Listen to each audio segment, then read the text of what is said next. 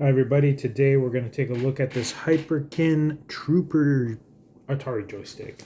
Let's take a closer look at the box. It says quality, 10-foot cable, comfort, HD nostalgia. Hyperkin, play well, live well. I'll read that in a second. On this side it says it's for the Atari 2600 or their Hyperkin Retron 77. Limited warranty. And here it says Trooper Premium Controller for 2600. Boogie the night away with the Hyperkin Trooper Premium Controller for 2600. This groovy controller allows you to hold the 70s right in your hands while providing comfort and classic reliability.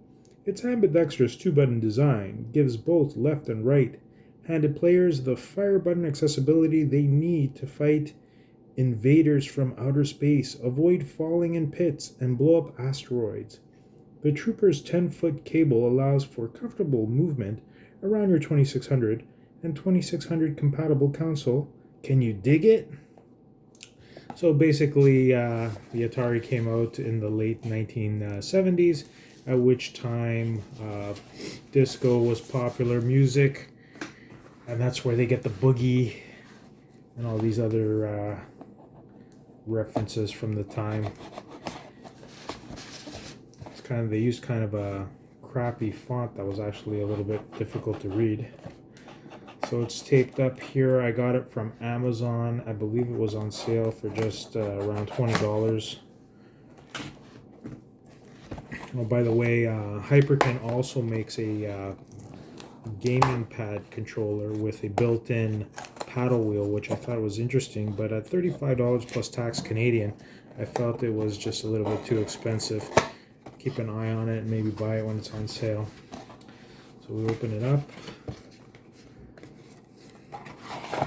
and there it is. Nothing else in the box.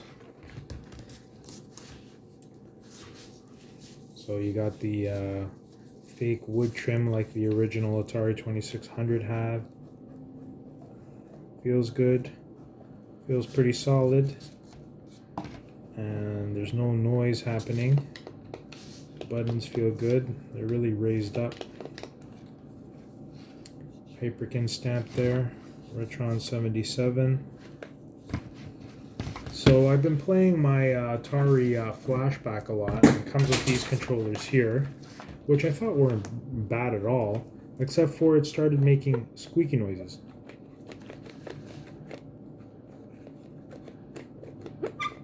There you go. I mean, it doesn't affect the functionality, but obviously it's plastic on plastic, and it's kind of annoying. But anyways, you know, if you find a Flashback for like $40, I figured, well, the controllers are going to cost $20 each, so I think that was kind of worth it. Anyways, let's give this Hyperkin a try. Okay, I apologize for the glare, but I guess I should have done this at nighttime when there would be no glare. Anyhow, I have it connected to my Atari Flashback 8 right now, and I was thinking that there's probably no better game than Missile Command to try the full function of this joystick. Here it is. All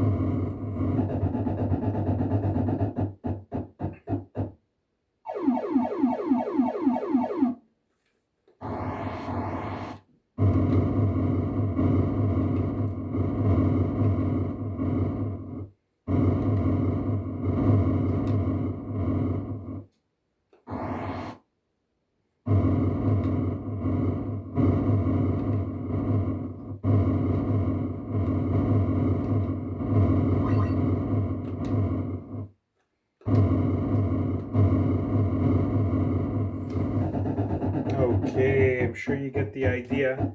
Basically, I mean, it has very smooth control. It's very quiet.